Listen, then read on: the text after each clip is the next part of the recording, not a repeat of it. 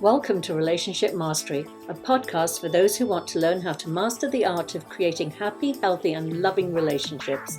Please join me, Adey-Jones, and my co-host, Barry Selby, each Tuesday at 1 p.m. Pacific for a lively and informative conversation on everything to do with relationships. Hi, everybody. Hi, Barry. Thanks for joining us again this week. We talked a lot about parenting last week, and Barry and I were talking about the obvious next step is how we feed ourselves, that inner child we all have. So I just wanted to start off by saying a lot of people say, well, I had a great childhood. There was no trauma in my childhood. And what I wanted to say is even the tiniest thing, I mean, we all can observe children and how it doesn't have to have been some extreme childhood trauma to have a wound to that inner child. Often just children can have a very sort of simple thing happen to them. I remember when you and I were at USM in those trios, even though we were different years, I often heard how traumatic it was for a child when the youngest sibling was brought home from the hospital. And I heard that more than once, like quite a few times. I was like, wow. Now they consider themselves as having a great, great parents, but just that event of being basically sidelined and replaced as how they felt. So anybody out there that's listening to the show, don't just think, oh, this is not going to apply to me. I had a great childhood. There are wounds that we carry with us that we don't know about. They're still operating from behind the scenes. They're running the show, as I like to say. So I've got obviously many of those to share. But what were some of the events you can remember as a child that you would say were really pivotal in impacting you in a way that sometimes still pops up for you? Well, first of all, I want to say I did have a great childhood. At the same time, things happened. So to basically illustrate what you said and to clarify, say the same thing. Absolutely, that was true for me. I didn't have major addictions or traumas or abuse or divorce or anything in my family. So in quotes, that was a great situation because it was things I didn't have. At the same time, as you know as well from growing up in England, oftentimes the English way of doing things is very unemotional. It's very sort of suppressed or repressed. And so I didn't have much real overt expression of love from my dad, because as a man, he had to really tough it out and be strong and be stoic sort of thing, which is what became a very antithetical desire for me to be like when I was growing up. So that's one thing that happened. Another piece was, speaking to what you said about the bringing the child home from hospital thing, I'm the older of two. My brother's 4 years younger than me. And I didn't catch this until later, because the thing about this, and we're going to talk about this more during the podcast, is that those things happened in my childhood, I don't recall until I look back with real clear intention to see what happened, because something's happening in my current life. And what for me was going on is I felt this fear of losing love that I had no correlation, no event I could tie it to until I started looking back at my childhood. And exactly as you said, when I didn't realize until I looked back at this and really had spent time with my own inner 4-year-old, because it was about 4 years and 3 months. When my parents brought my brother home from the hospital, what had happened was, up to that point, and I just want to illustrate this for anybody else who's a firstborn or born before somebody else, is you don't realize it, but you're the center of love in your family if you're the firstborn child. Period. Yeah. The only child, that's the way it goes. But as a sibling, if you're the oldest, you have this love from your parents that is basically focused on you until another child shows up. And the thing is that consciously or intellectually, as a 3, 4, 5, 6-year-old, however old you are when your sibling shows up, you don't get this. But emotionally and energetically, you feel the love being taken away. Now, it's not being taken away, but it's being shared. But it feels like all that love you have for yourself is no longer yours. And so suddenly, and this is what happened for me, I had I wouldn't say unconscious, but certainly a hidden resentment of my brother, because my wiring was he stole it. Yeah. He stole the love from my parents that I thought I had, because I had it all to myself for 4 years. So that, and I know this is not just me. I think anybody who's firstborn who's been through that with their parents will tend to resonate with that experience if they look back at it. So just as a point. Yeah, that's really, like I said, that was one of the things that, because I was one of seven. I was number five, so I was used Hmm. to a lot of siblings. So for when my younger brother came along and my younger sister, they were actually sort of live baby dolls that I could take care of because I had such a lack of one-on-one nurturing because my mother was so preoccupied that it was a way of me getting the nurturing that I wanted that wasn't I wasn't getting. So I was like this little mum at 4 years old with a real life baby to take care of. So there was a very different experience. But as I said, it was very common. One of the most common things when we did our trios of what what was a life changing moment that was very traumatic for you. That came up. Yeah. I remember I was surprised because I hadn't experienced that, but it's obvious, like you said, if you're the firstborn, you're the center of attention, and as you say, the love isn't taken away from you, but it's certainly distracted for that first few months when that little baby needs all that attention. Yeah. So I can imagine that that would feel definitely much like that you were being abandoned and have an abandonment Absolutely. issue around And it. even though it wasn't overt, it wasn't like one of the parents disappeared. Yeah. It's the energetic experience that we have, and again, being very young, and we talked about this before about the first few years of our lives being very formative, and we get imprinted by what our parents do or don't do. Hmm. It goes in like subterranean or submarine, like it's like it goes into your unconscious. So it's Yeah. not even something you're aware of. You're going, this is happening, Yeah. but inside that, the feelings start to shift. Going, what happened? Yeah. And So what yeah, this brings up as well is shame. Because even as a child, you might be shamed for having some of those feelings. So you end up, that it becomes even more painful because parents don't understand. They don't understand how to, um, manage that situation, and they could be very dismissive of your feelings and like, don't be a bad big brother or a big sister or whatever it is. The shaming comes along too. So you've already experienced that sort of loss, and then you're ashamed of feeling that loss. So that's why it's so. I do a lot of inner child work. I'm sure you do too with your clients. And what I find is, especially if that wound is there, as you say, maybe unconscious or even slightly conscious, but as soon as it becomes slightly aware of it, they push it down because they have shame around it. And yeah, what I often say is, you know, we're much more aware these days of the psychology and the impact of those early years with children. We would never shame a child for having those feelings. So, to shame ourselves for having those feelings, it's basically abuse. You wouldn't shame a 4-year old for being jealous of its new sibling. But for some reason, when we think about ourselves experiencing that feeling, we judge ourselves and we say it's childish, it's ridiculous. It wasn't overt trauma, so why do I feel this way? But there's no yeah, competition, and sometimes the more subtle of trauma, like I went through a lot of traumatic experiences as a child, but a couple of the ones that actually really stay with me, one in particular, I had gone to my mother we used to take us to jumble sales, and we'd buy like clothes and things. And I remember finding this, I was probably very young, maybe around 5 or 6 or something, and I found this Poochie dress. It was all, lime greens and yellows and oranges, and I think it's for like a 14-year-old, and I was 5. And I remember buying this dress, and I loved it. I couldn't wait to grow up and wear this dress. And I kept it in a little drawer in my little trailer that I lived in. And um, I remember one day going to visit because I'd visit it. And my mother's friend had a daughter who was mentally disabled, and she had stolen the dress, and she couldn't fit into it. She was too big, but the dress was stolen, and we knew who'd stolen it. But my mother hmm, was like, "No, you don't say anything.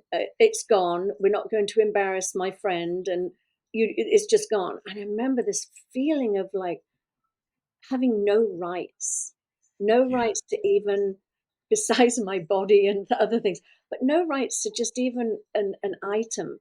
And consequently, I carry that wound a little bit. Like I can be very, as generous as I am, which I'm really generous. If somebody takes something from me and basically says, it's mine and I don't care how you feel, something rises up in me. There's this thing in me that it's like, no, it's mine to give. It's not yours to take. There's a right, fierce sort of thing. And I know it's from having that experience as a child of lack of respect for what was mine, or myself, my body, my things. So it's really interesting, but the awareness of knowing, oh, that's an old trigger. That is the thing. Yeah. It's things, and I mean the good news, so to speak, for you and I is we've both done quite a bit of work on ourselves and really uncovered and seen more clearly what happened when we were younger. So we take off the onus and the pressure and all those judgments we carried. But anybody listening or watching this talk that's going on is you may start discovering or start recognizing in yourself some mirrors or some resonances of what we've said is happening for your own experiences too. First of all, I want to be very clear, as you said, Dale, it's like, this is not a time to be self-abusive or self-judgmental or to be shameful, because these things that happened to us, we internalized and may have made up a whole story about these things that weren't real. Mm-hmm. But the things we did this when we were very young, 3, 4, 5 years old. And definitely, I'll underscore what you said, Dale, is that you wouldn't abuse a 3 or 4 or 5-year-old. So why would you abuse yourself? Mm-hmm. So having the compassion to hold yourself in that space. And yes, if you want to go seek counsel, therapy, support, guidance from one of us or from a therapist or whoever, I recommend doing that because it will clear out. And the reason we're talking about this, by the way, is to make your relationships better. Because all the stuff we're talking about here, maybe it's not about your childhood, but the impact on your adult loving relationships, romantic or otherwise, will be massively impacted if you don't heal and resolve and basically create a new relationship with your own inner child. So this is important stuff we're talking about here. Oh, absolutely. I always say, especially because I work with a lot of men and women, but mostly women, I'd say, in the area of codependency and narcissistic abuse. I always say, unless you do the work on the inner child, basically, it's your 5-year-old that's choosing who you're going to be in a relationship with, Right. how you react to the person you're in a relationship with. And you really don't want the 5-year-old choosing your mate, or Absolutely. or sharing how they feel, and in the way a 5-year-old would, with a tantrum here. Right, yeah.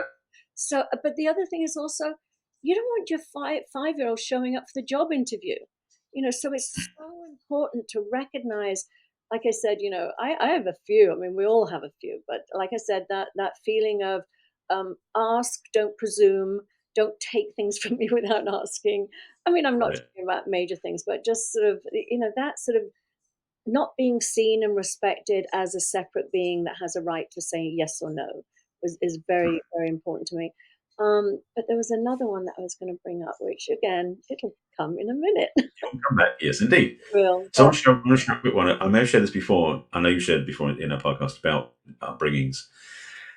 And I'm going to share this little story just because it illustrates the point about what happens if you don't deal with, resolve with, speak to, come understanding what happened when you're younger. I've shared this before, I think, in our first episode, but I want to do it now as a reminder. My early dating life, teens, 20s, with women was wonderful, exploratory, brand new, exciting, all those things. But what happened is every single time, and again, very short, because it may be a month, 2 months into the relationship, because at that age we didn't have much maturity, I would end up breaking up with my girlfriend because we had an argument.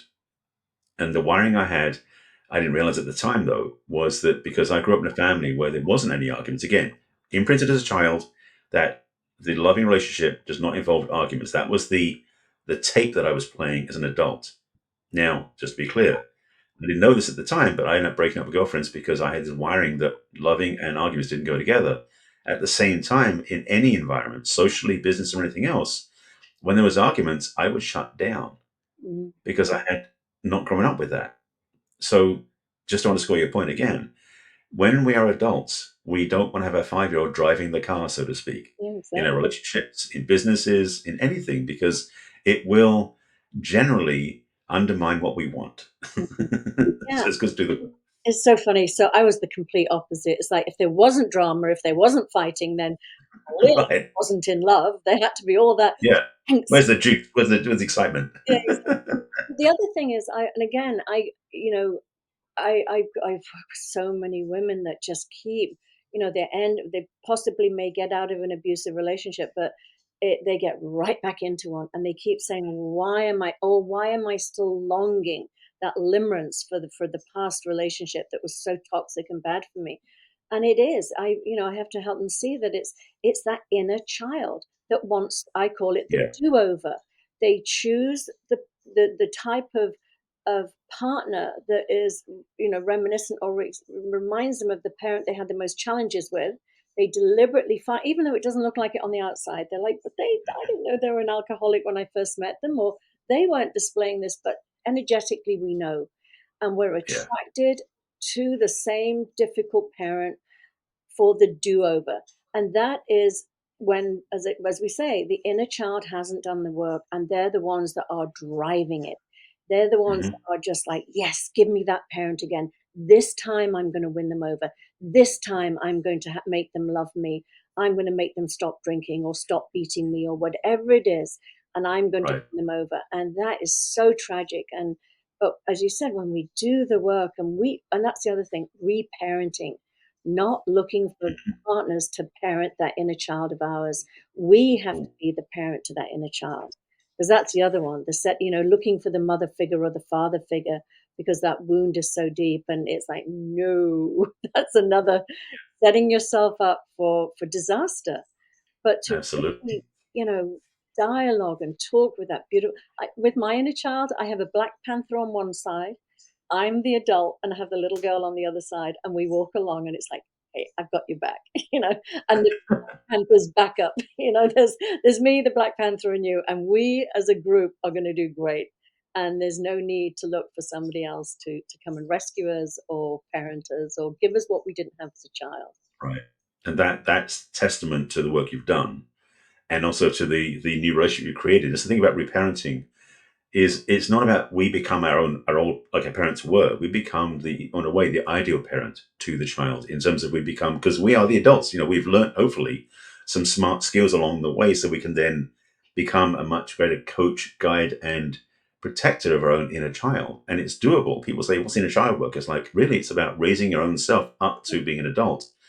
And when you have talisman or totems, animals, things that work for you as an addition to the relationship, especially for a child, inner or outer, Mhm. you know, kids love animals most of the time. So having that added bonus in the relationship creates a level of safety and even strength that you created there. So having the Black Panther in there too is just, Mhm. I think it's awesome. Yeah, it is. And because what happens again, as we say, if and you're aware of when your inner child is getting sort of agitated or fired up, and Yeah.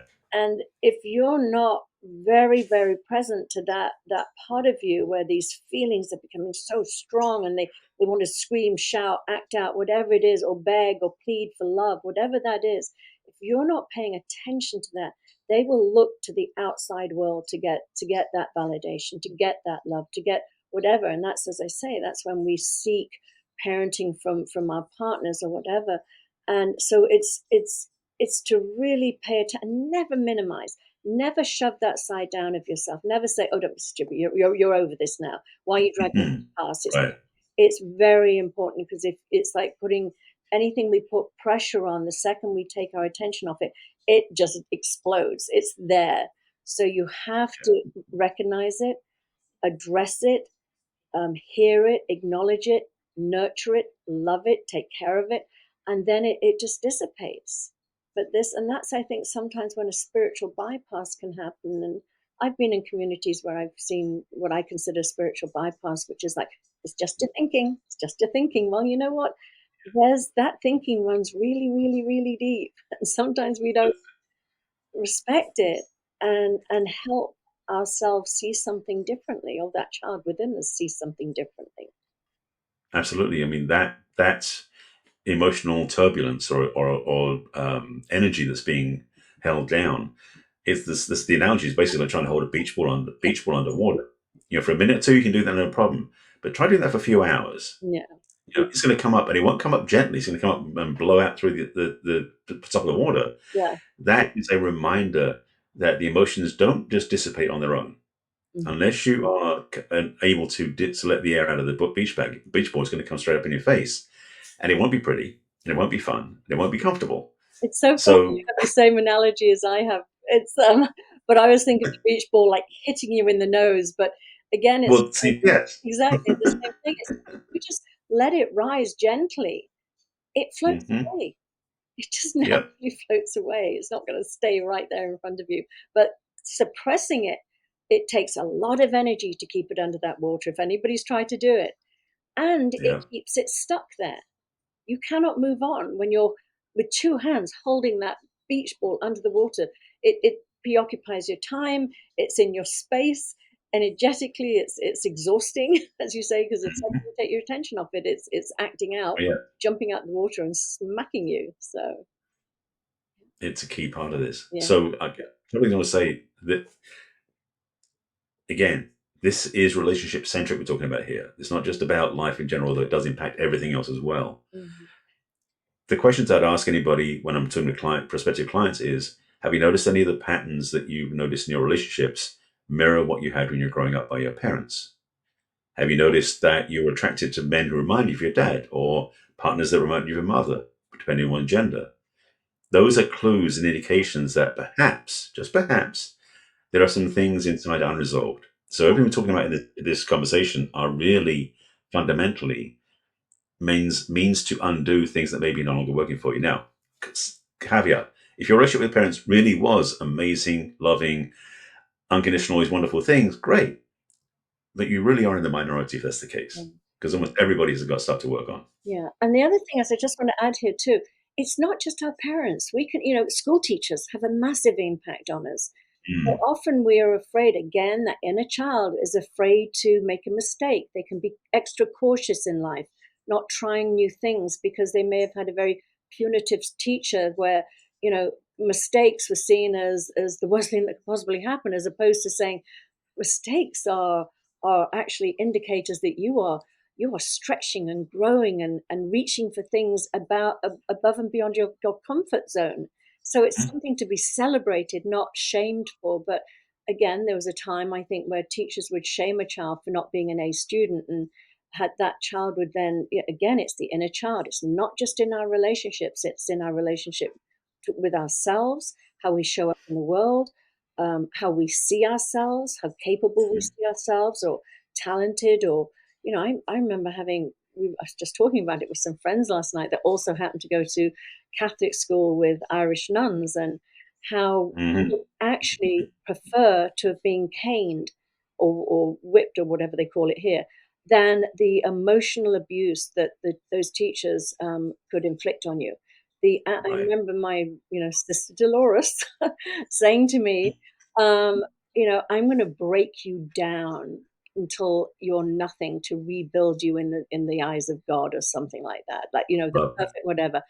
And it was just excruciating. I mean, the message was you're horrible just as you are. You're nothing. You need to be destroyed to then be rebuilt into something that's good. mm. So that message, and to get that year after year at a Catholic school, was on top of everything else, was not ideal. Oh, But totally. yeah, so it could be a teacher, a caregiver, it could be an older sibling even that Absolutely. I'm in sure my brother has stuff to work on with me. again, what did you So say? I'm sure my brother has stuff to work on with me. Yeah, exactly. I mean, we all do. But, It's like, but also, I'm adding to that too. yeah. I'm looking back I remember my own history, looking back at my childhood, just noticing also what happened when I was around my peers. So it's not even necessarily the adults; it's just the way that we get treated. If you were bullied in school, which I was, you might discover there's a certain reticence about fighting, about being a bossy, about pushing back, Mhm. because there's a price to pay that happened then that's still being recycled as an adult. So it's different things that can happen to you, not just in the dynamic family. So yes, parenting is the biggest one, perhaps, of all of them. Mhm. But as you were saying, Noah, absolutely, all these other things in our lives that we are impacted by, neighbors, peers, parents, school teachers, elder siblings, family members, grandparents, all these different things can impact you. Not to say that it's all bad, but just notice the things that have trained you to Mm. think a certain way or react a certain way that you now look back and go, that's not true for me anymore. Yeah, Because that's what the work is. yeah. I know. So I've got one more that I was going to share, but I was just thinking of you as being bullied. I mean, what a message to give to another child. You are Hmm. less than me. I am superior to you, and I will let you know either through words or physical violence or whatever it is. I mean, that Or the threat, frankly, the threat was the big part. well, exactly, and that, but the, I mean, just to think, I mean, what a terrible wound to carry, that you are less than. than the other boys or whatever it was. And I was thinking back to, when you were doing the list there, I was thinking, well, community too, because I know in my community, I felt so much shame around being, illegitimate and being called the bastard. I was going to say the B word, but it was really impactful. And to the point where I literally thought illegitimate. Nobody uses it these days. Nobody cares anymore. But back then, it was 1959. It was not California in the late 60s. It was a puritanical Bible, Catholic going community in North Wales. But I literally thought illegitimate. Legitimate is legitimate. Illegitimate means I'm not legitimate. Oh God, should I even be here? I mean, that's how deep the feeling of that word can be. And to internalize that as a young child, to always question, you don't want to take up too much space. I mean, this is a miracle for me to even just think that I can speak on a podcast shows the growth I've done, that I even, it's such a huge sort of claiming of a tiny, tiny little space, but it is a claiming of a space that I never felt entitled to as a child. So lots of inner child work, I remember my first book I ever read, I think it was called Healing the Inner Child. And at the time I used to work on commercials and movies and things, doing costumes. And I remember reading this book and being like, oh my God, I felt I was looking over my shoulder, like, who wrote this book for me? It was the first time I read anything that I was going, oh my God, there's a name for what I feel or how I show up in the world. It was probably one of the most life-changing books I'd ever read. Because I wasn't in therapy at the time even. It was just, I don't know what made me pick it up at the Bodhi tree, but I did. And it was, I needed to reparent myself because it wasn't going to happen out in the big wide world. It was just all down to me. If I wanted to change my life. Well, the thing, I mean, they say, as we both come from the United Kingdom, that sort of review and looking back and actually considering that there's something wrong with us that we could fix was so alien growing up. Mm-hmm. It wasn't part of our possibility. I think in a way, the blessing I had of coming to California wasn't just to come for the sunshine, but also the openings I've had over the years and being in the space of just looking at different things and seeing the world through different lenses. I think I may have missed out on that if I hadn't chosen to leave England at the time, because now it's not the case. I know therapy in England is much more mainstream, much more usable. But back then, as children, it wasn't even available. It wasn't even possible to do that. So I'm grateful I've had the journey, but I also wish that anybody who's listening to this gets the same idea that they can get the support they need. Yes. Because this thing, we can all transform their lives. Yeah. My experience was exactly the same, Barry. I mean, I came in here on holiday and I very quickly saw that there was this sort of, self-help movement, spirituality, all this stuff, everything, that I remember being shamed by my older sister, and when I would try and say about some of my experiences growing up, which we both grew up in. I mean, I think it was a different dynamic with my mother. I mean, I was, she was a year older than me, but I remember she would say to me, oh my God, you sound like you grew up in a Dickens novel. And it was because, again, it was the shaming of my experience. And I would be called such things like, by my mother would be like, oh, you've become so American. But it was like, it was, so and I remember my older sister used to say, if it's buried under the carpet, it's buried for a reason. You don't, you don't look under the carpet. And all these phrases of why you didn't, go and do some self-discovery or some work. So it was an uphill battle for me with my family to actually step out and be the first one to say, you know what, that was crazy. And I want to, live differently. I don't want to live with all of that baggage that I'd accumulated. So it was wonderful. We love America for that reason.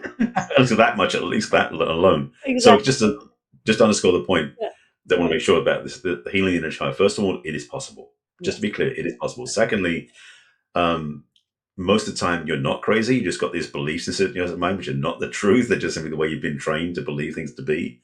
And thirdly, you can definitely navigate life differently once you understand this part of your own life and upbringing, so you can have healthy relationships, healthy social connections, healthy life in general. So this hope say again? Freedom. Yes. Oh, definitely. That's the big thing for me. You're not being controlled by this unconscious energy that is in pain. The freedom to live after that has been acknowledged and felt. And I love what you just said, Barry. That's absolutely the truth. It's we are both, living examples of how this can be overcome. Nothing is a life sentence ever. It's Right. everything can be overcome. I firmly believe that. So Yeah. that was great, Barry. We might circle around and do this one again. I think there's a lot Yeah. to share. So, but It's for a this, big one. we are done. Yeah. All right. Thank you for the time. And if you've been listening, thank you for listening all the way through. Yes, wonderful. Okay, well, we will see each other next week and everybody else. So thank you so much. Have a wonderful week. Take care. We trust you enjoyed this episode and invite you to share this with your friends and loved ones. In fact, please subscribe to our Relationship Mastery podcast. That way you'll get each new episode fresh and shiny as soon as it is released. We'd love to hear from you as well. So go ahead and enter your questions and comments at relationshipmastery.show. Take good care. We will connect with you in our next episode of Relationship Mastery.